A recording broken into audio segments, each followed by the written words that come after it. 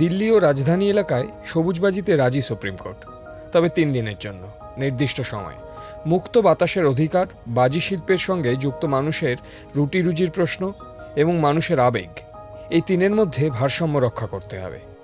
যুক্তি বিচারপতি গভাই এবং বিচারপতি বিনোদ চন্দ্রনের বেঞ্চের। বাজির দোকানে দীর্ঘদিন ধরে তালা পড়েছিল। সুপ্রিম নির্দেশের পর জং ধরা শাটার ফের উঠেছে। দীপাবলির জন্য সাজছে দোকান। इस बात के लिए खुश तो बहुत ज़्यादा है, क्योंकि अगर हम बात करें कि मेरा बिजनेस है और अगर किसी का व्यापार दोबारा बंद व्यापार जिससे उम्मीदें ही ख़त्म हो गई हों और व्यापार बिजनेस जब दोबारा चालू होता है तो उसकी ये खुशी तो होती ही है। सबसे बड़ा तो चैलेंज है सर कि 5 साल तक हमारी दुकान जो बंद रही उसमें हमने बहुत सारे लॉसेस बियर करे। 3 दिन के लिए हमें परमिशन मिली माननीय सुप्रीम कोर्ट से। तो सबसे बड़ी चीज़ हमें स्टाफ का बहुत मुश्किल हो रहा है स्टाफ को अरेंज करने के लिए, क्योंकि पटाखा एक ऐसा कारोबार है जिसके लिए वेल ट्रेंड स्टाफ ही चाहिए। हम अनस्किल्ड लेबर के साथ हम काम नहीं कर सकते। বাজি কিন্তু পাজি, নামে সবুজ হলেও আসলে তার লাল চোখ। সুপ্রিম কোর্টের রায়ের পর এমনটাই বলছেন পরিবেশবিদেরা। ग्रीन बोल दिया गया इन क्रैकर्स को, काफ़ी मिसलीडिंग टर्म है। एक उदाहरण के तौर पर एक डीजल की कार अगर 20% 30% पोल्यूशन कम करे तो हम उसको ग्रीन नहीं बोलेंगे।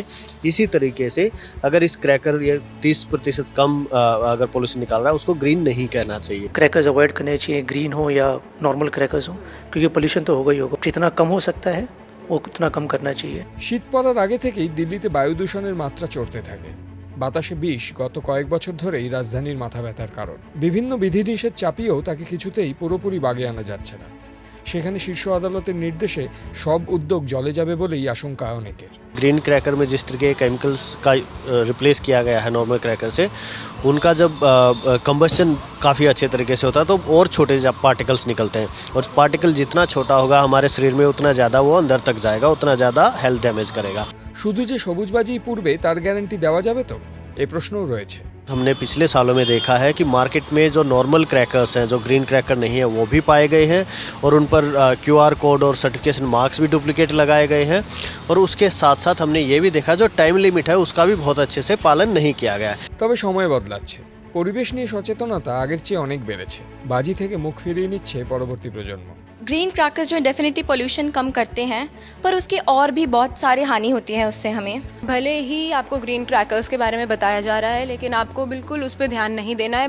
Pollution free cracker free Diwali मनानी है। सबसे पहले हमने स्कूल में ओरिएंटेशन दी है काफ़ी ज़्यादा, फिर हमने कैंपेन्स निकाले, फिर हमने हमारे बच्चों को सिखाया है कि ये कितना बुरा है क्रैकर्स जलाना। हमने एक क्लास में जाके ओरिएंटेशन दिए, और हमारी बाद में एक पॉडकास्ट भी आने वाला है हमारे खुद के चैनल पे, जिस पे हम और ज़्यादा अवेयर करेंगे कि ये जो क्रैकर्स है कितने ज़्यादा हार्मफुल है।